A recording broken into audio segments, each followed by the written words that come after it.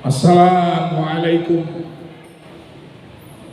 warahmatullahi wabarakatuh.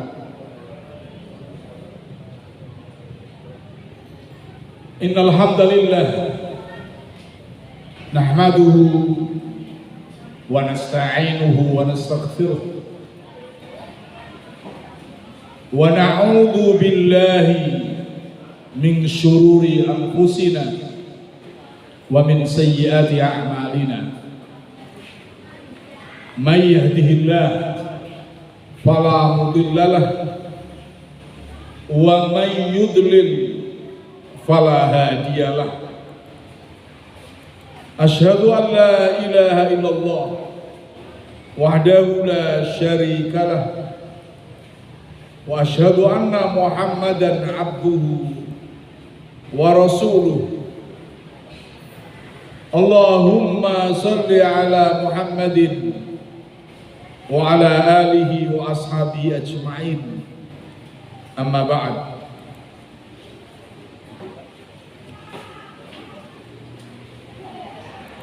Bapak-bapak, ibu-ibu dan saudara-saudara sekalian, rahimakumullah. Alhamdulillah, kita bersyukur kepada Allah Subhanahu wa taala atas berbagai nikmat yang telah dicurahkannya kepada kita semuanya. Kita syukur dengan meyakini bahwa nikmat itu merupakan karunia Allah. Kita bersyukur dengan mengucapkan alhamdulillah, dan kita bersyukur dengan menggunakan nikmat-nikmat itu sebagai sarana untuk beribadah kepada Allah Subhanahu wa taala. Salawat dan salam semoga terus tercurahkan kepada Nabi kita Muhammad sallallahu alaihi wasallam, keluarganya, para sahabatnya dan umatnya yang setia mengikuti sunnah-sunnahnya. Bapak-bapak, ibu dan saudara-saudara sekalian rahimakumullah, melanjutkan kajian yang lalu, yakni tentang dua kalimat syahadat. Pada malam Kamis yang lalu sudah kita bahas rukun dari dua kalimat syahadat.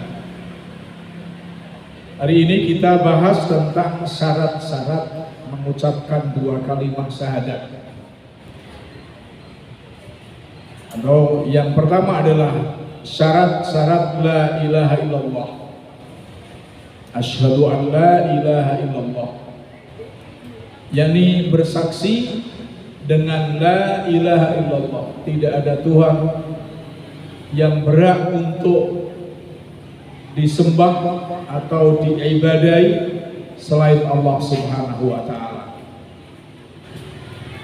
Dalam ucapan ini harus memenuhi 7 syarat agar ucapan la ilaha illallah itu bermanfaat bagi kita, bagi yang mengucapkan.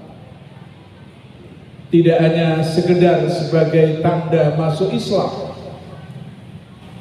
Karena kalau sudah mengucapkan la ilaha illallah, itu orang sudah masuk Islam, dan Rasulullah diperintahkan untuk memerangi manusia hatta yaqula la ilaha illallah, sampai orang itu mengucapkan la ilaha illallah. Nah, agar ucapan la ilaha illallah itu berpengaruh, bermanfaat dalam kehidupan kita, maka harus dihayati syarat-syaratnya. Syarat yang pertama adalah al-ilmu, yakni mengetahui, artinya memahami makna dan maksudnya. Mengapa mengucapkan la ilaha illallah, apa maknanya? Mengetahui apa yang ditiadakan dan apa yang ditetapkan. Mengetahui an-nafyu wal isbat yang sudah kita sampaikan pada hari yang lalu. yakni la ilaha itu an-nafyu, meniadakan seluruh sesembahan apapun bentuknya, tidak menyembah sesembahan-sembahan apapun, an-nafyu la ilaha. Lalu yang ditetapkan al-isbat illallah, kecuali Allah Subhanahu wa ta'ala. Itu harus terpatri dalam diri kita. Yang menafikan ketidaktahuannya dengan hal tersebut. Setelah kita berilmu, berarti kita sudah mengetahui maknanya. Berarti menafikan, meniadakan ketidaktahuannya. Allah berfirman, wala yamlikul ladina yad'una min dunihi syafa'atu illa man syahida bil haqq wa hum ya'lamun. Az-Zukhruf ayat 86. Dan sesembahan yang mereka sembah selain Allah tidak dapat memberikan syafaat, tidak dapat memberikan pertolongan. Tetapi orang yang dapat memberi syafaat ialah orang yang mengakui yang hak, yakni tauhid, dan mereka meyakininya akan tauhid tadi. An Utsman qala Rasulullah SAW, man mata wa huwa ya'lamu annahu la ilaha illallah dakhala al-jannah. Sahih Muslim. Barang siapa yang mati dan dia mengetahui bahwasanya tidak ada Tuhan yang berhak untuk diibadai, tidak ada Tuhan yang berhak untuk disembah selain Allah, maka dakhalal jannah, dia akan masuk ke dalam surga. Ketika dia betul-betul mengetahui dan mempraktekkan, maka harus al ilmu dulu. Yang kedua, syarat yang kedua adalah al-yakin atau yakin. Orang yang mengikrarkan dua kalimat syahadat, mengikrarkan syahadatut tauhid dan syahadatul rasul, harus meyakini kandungan syahadat itu. Manakala ia meragukannya, maka sia-sia belaka persaksiannya itu. Kalau masih ragu bahwa hanya Allah yang berhak disembah, masih ragu bahwa hanya Allah yang berhak ditaati, sehingga mempercayai Tuhan-Tuhan yang lain, maka persaksian itu tidak ada gunanya karena belum meyakini. Allah berfirman, innamal mu'minuna alladzina amanu billahi wa rasulihi summa lam yartabu wajahadu bi amwalihim wa anfusihim fi sabilillah ulaika humus shadiqun. Sesungguhnya orang-orang yang beriman itu hanyalah orang-orang yang percaya, beriman kepada Allah dan Rasul-Nya, kemudian mereka tidak ragu-ragu dalam kepercayaannya itu, dan mereka berjihad dengan harta dan jiwa mereka pada jalan Allah. Mereka itulah orang-orang yang benar.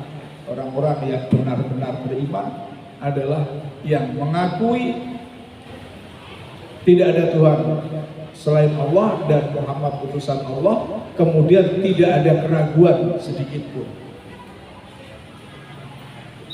Karena keyakinan yang mantap, tidak ada keraguan sedikit pun, maka dia akan mentaati seluruh perintahnya, akan mentaati seluruh perintah Allah, seluruh perintah Rasulullah Sallallahu Alaihi Wasallam, menjalankan perintahnya dan meninggalkan larangannya, termasuk untuk berjihad dengan harta dan jiwanya. Syarat yang ketiga, qabul. Al-qabul, menerima. yakni menerima kandungan dan konsekuensi dari syahadat. Yang nanti akan kita bahas apa konsekuensinya setelah kita la ilaha illallah Muhammadur Rasulullah. Menyembah Allah semata dan meninggalkan ibadah kepada selainnya. Ibadah dalam arti luas, tidak hanya penyembahan dalam sholat saja. Maka termasuk akidah, ya harus mentauhidkan Allah, baik dalam ibadah mahdhah maupun ibadah ghairu mahdhah. Itu merupakan konsekuensi dari sesudah mengucapkan dua kalimat syahadat. Allah berfirman, inna kadzalika naf'alu bil mujrimin innahum kanu idza qila lahum la ilaha illallah yastakbirun wa yaquluna a inna latariku alihatina li syairin majnun bal jaa bil haqqi wa sadaqal mursalin. Sesungguhnya demikianlah kami berbuat terhadap orang-orang yang berbuat jahat. Ya, Allah mengadab orang-orang yang berbuat jahat. Sesungguhnya mereka dahulu apabila dikatakan kepada mereka la ilaha illallah, tiada Tuhan yang berhak disembah selain Allah, mereka menyombongkan diri dan mereka berkata, apakah sesungguhnya kami harus meninggalkan sembahan kami karena seorang penyair yang gila, yakni Rasulullah dituduh sebagai seorang penyair yang gila dari orang-orang kafir Quraisy. Sebenarnya dia, yakni Nabi Muhammad SAW telah datang membawa kebenaran dan membenarkan rasul-rasul sebelumnya. Membenarkan rasul-rasul sebelumnya bukan berarti mengikuti syariatnya. Yang diikuti adalah tauhidnya, yakni mengesahkan Allah Subhanahu wa taala. Adapun syariat ibadahnya itu ada yang dilanjutkan, ada yang tidak, yakni yang sudah ditentukan oleh syariat Nabi Muhammad SAW. Maka dalam iman kita terhadap nabi-nabi yang sebelum Nabi Muhammad SAW, ia meyakini bahwa nabi-nabi itu diutus oleh Allah untuk membawa kalimat tauhid. Lalu syariahnya, ya kita mengikuti syariah yang terakhir, karena Islam atau yang dibawa Nabi Muhammad SAW memansuhkan, menghapus syariat-syariat yang sebelumnya. Umpamanya ada syariah yang sebelumnya lalu dilanjutkan oleh Rasulullah SAW, maka hakikatnya kita mengikuti syariah Rasul. Ibaratnya ibadah haji yang disebut dengan napak tilas Nabi Ibrahim. Namun syariah manasik yang kita ikuti adalah yang dijelaskan oleh Rasulullah SAW. Begitu pula sholat, di mana nabi-nabi sebelum Nabi Muhammad SAW juga memerintahkan sholat. Akan tetapi syariat sholat yang kita ikuti adalah syariat yang diajarkan oleh Allah melalui malaikat Jibril kepada Rasulullah SAW, akhirnya sampai kepada kita sebagaimana yang kita lakukan ini. Yang keempat, inqiyad. Inqiyad ini tunduk dan patuh dengan kandungan makna syahadat. Tunduk dan patuh dengan kandungan makna syahadat. Allah berfirman, wa may yuslim wajhahu ilallah wa huwa muhsinun qad istamsaka bil urwatil wuthqa wa ila Allahi aqibatul umur wa man kafara fala yahzunka kufruhu ilaina marji'uhum fayunabbi'uhum bima amilu innallaha alimun bidzatis sudur. Dan barang siapa yang menyerahkan dirinya kepada Allah, tunduk, sedang dia orang yang berbuat kebaikan, tunduk kepada Allah, berarti tunduk kepada aturan Allah. Ini tunduk kepada apa yang difirmankan Allah dalam Al-Quran dan yang disabdakan oleh Rasulullah Sallallahu Alaihi Wasallam dalam hadis. Maka sesungguhnya ia telah berpegang kepada bulu tali yang kuat, yang kokoh, dan hanya kepada Allah lah kesudahan segala urusan. Dan barang siapa yang kafir, maka kekafirannya itu janganlah menyedihkanmu. Hanya kepada kamilah mereka kembali. Lalu kami beritakan kepada mereka apa yang telah mereka kerjakan. Sesungguhnya Allah Maha mengetahui segala isi hati. Harus tunduk. Kalau sudah mengucapkan la ilaha illallah, ya tunduk kepada Allah, tunduk kepada Al-Quran dalam segala kehidupan kita. Umpamanya kita belum bisa menjalankan, maka jangan menolak. Jangan menolak. Harus menerima. Itu namanya la ilaha illallah. Syaratnya adalah tunduk. Misalnya seorang perempuan, seorang istri, di dalam Al-Quran dikatakan fankihu ma tobalakum minan nisa mathna wa thulatha wa ruba' fa in khiftum alla ta'dilu fawahidatan. Maka nikahilah oleh kamu sekalian wanita-wanita yang baik 2, 3 atau 4. Yani artinya 2 istri atau 3 istri atau 4 istri. Dan apabila kamu khawatir untuk tidak bisa adil, maka satu saja, fawahidatan. Tadi misalnya ada seorang perempuan, seorang istri yang tidak siap untuk dimadu, dan itu merupakan mayoritas kaum perempuan. Maka dia tidak boleh terus menolak ayat itu.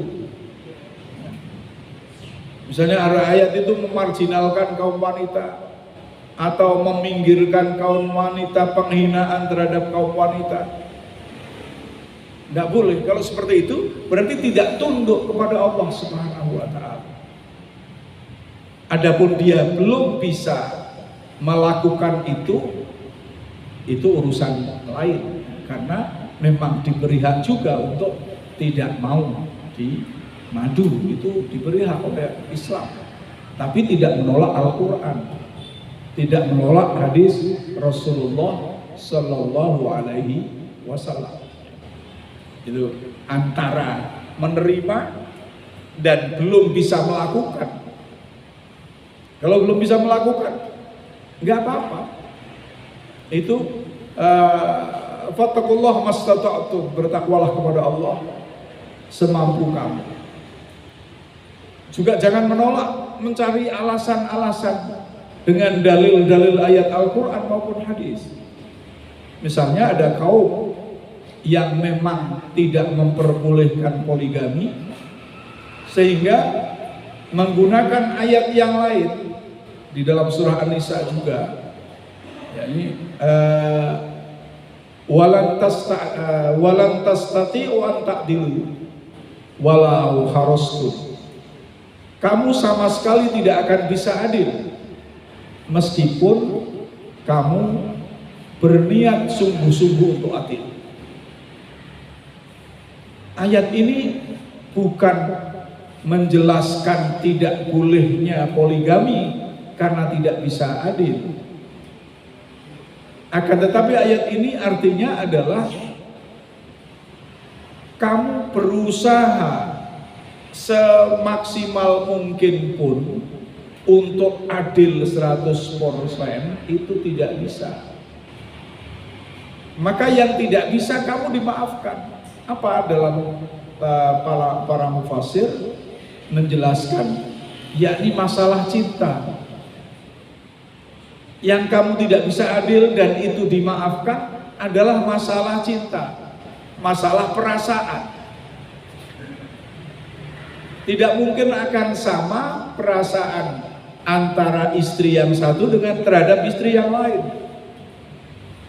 Kalau perasaannya sama ngopo jadi manten mana?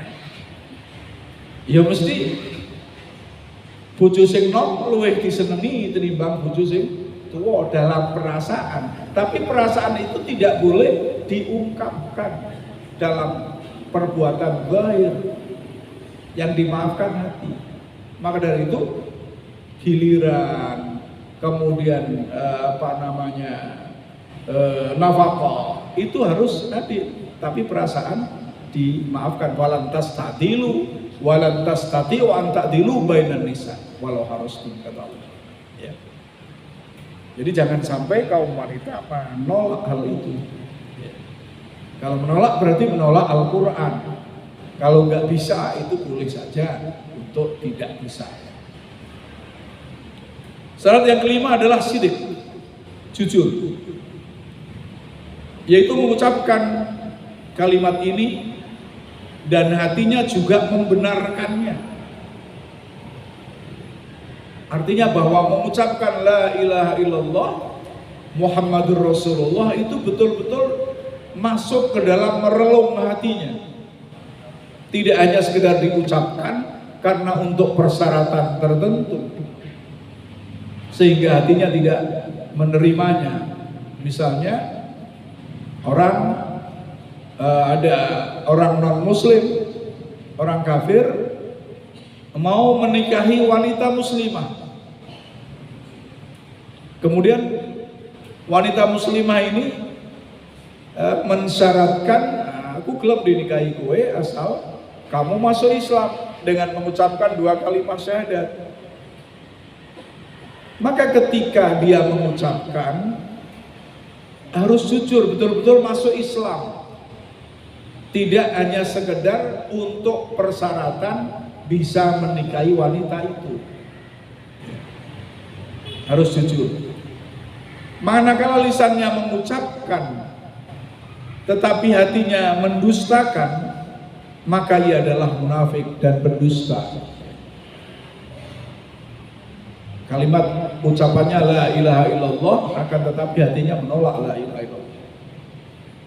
Allah berfirman, wa minan nasi may yaqulu amanna billah wa bil yaumil akhir wa ma hum bimu'minin yukhadi'una Allah wal ladzina amanu wa ma yakhda'una illa anfusahum wa ma yash'urun fi qulubihim marad fazadahumullahu marada wa lahum 'adzabun alim bima kanu yakdzibun.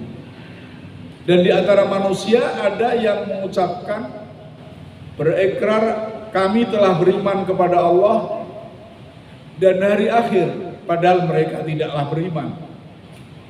Mereka menipu Allah dan orang-orang yang beriman, padahal mereka tidak menipu kecuali menipu diri mereka sendiri, akan tetapi mereka tidak merasakan. Fi qulubihim marad, di dalam hati mereka ada penyakit, yakni penyakit nifaq. Lalu Allah menambah penyakitnya itu, dan bagi mereka siksa yang amat sangat menyakitkan, bima kanu yakdzibun, disebabkan apa yang mereka dustakan itu.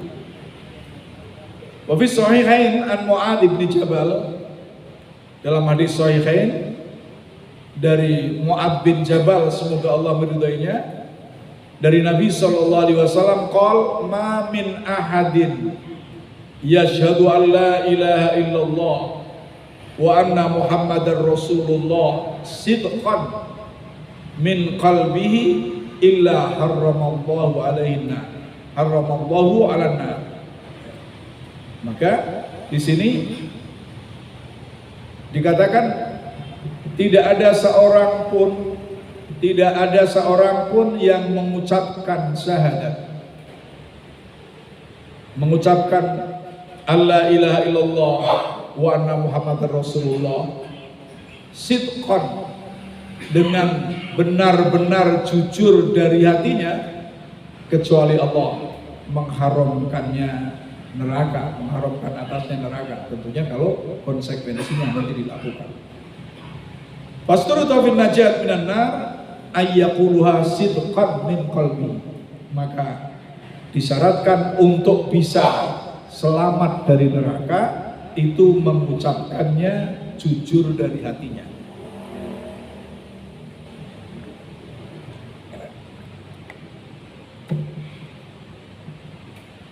Kemudian syarat yang keenam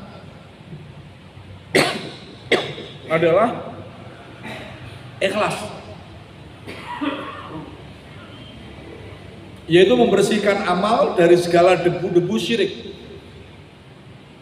dengan jalan tidak mengucapkannya karena mengingkari isi dunia ini, riya, atau menginginkan, bukan mengingkari, menginginkan isi dunia ini riya atau sum'ah. Jadi mengucapkan betul-betul dengan ikhlas, tidak ada tujuan lain kecuali hanya untuk menyatakan keimanannya kepada Allah Subhanahu wa taala. An Abi Hurairah annahu qala qila ya Rasulullah man as'adun nas bi syafa'atika yaumal qiyamah. Qala Rasulullah sallam laqad donantu ya Aba Hurairah alla tas'alni an hadzal hadis ahadun awwala minka lima ra'aitu min khirsika 'alal hadis. As'adun nas bi syafa'ati yaumal qiyamah man qala la ilaha illallah khalisan min qalbihi aw nafsihi. Sahih Al-Bukhari. Dari Abu Hurairah, semoga Allah meridainya, dia berkata Rasulullah pernah ditanya, qila, dikatakan kepada Rasulullah SAW, wahai Rasulullah, siapa orang yang paling bahagia dengan syafaatmu pada hari kiamat? Maka Rasulullah SAW menjawab, saya mengira wahai Abu Hurairah, tidak ada yang menanyakan tentang hadis ini seseorang sebelum kamu, di mana aku melihat engkau sangat merindukan atau sangat khirsun, itu tomak dengan hadis Rasulullah SAW.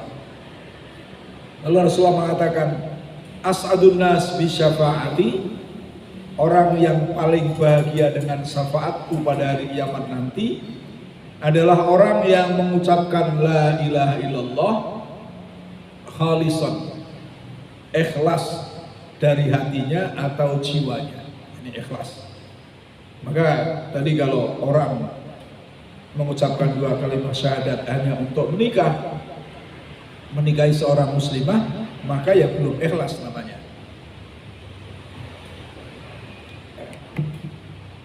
Qala Rasulullah SAW, fa inna Allah qad harrama 'alan nar man qala la ilaha illallah yabtaghi bidzalika wajha Allah.